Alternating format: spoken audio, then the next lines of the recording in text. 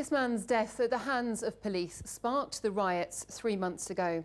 The shooting of Mark Duggan and the subsequent investigation has been criticised by the community in Tottenham.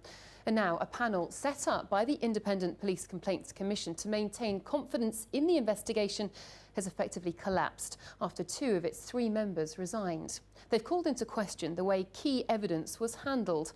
Our special correspondent Kurt Barling has this exclusive report. The investigation has been dogged by controversy from the start. Now, the Community Reference Group, which liaises between the community and the IPCC, is questioning why key evidence was removed from the location of the shooting before investigators even arrived on the scene. The minicab that Mark had been travelling, in effect almost the crime scene, that had been removed from the scene, taken off to some police pound and then returned to the scene, causes me grave concern. Now it's 3 months into the investigation to be told, in fact, the IPCC sanctioned the removal of the minicab before the ICCC even got to the scene. That really goes to the heart as to whether or not this organisation is truly independent.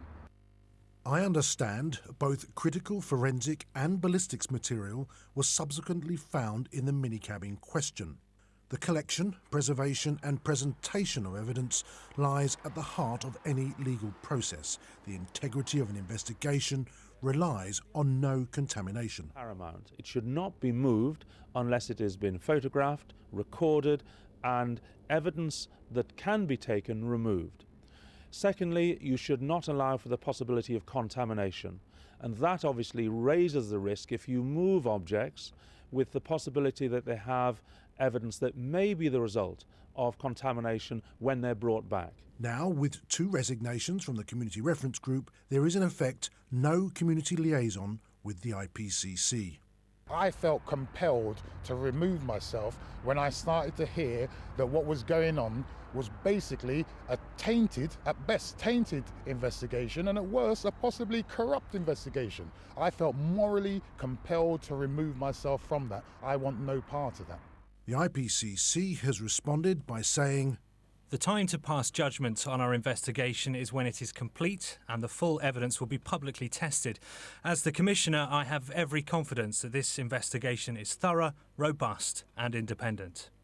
In the end, an IPCC investigation, particularly where there's been a death at the hands of the state, is to satisfy the family and community that police action was lawful.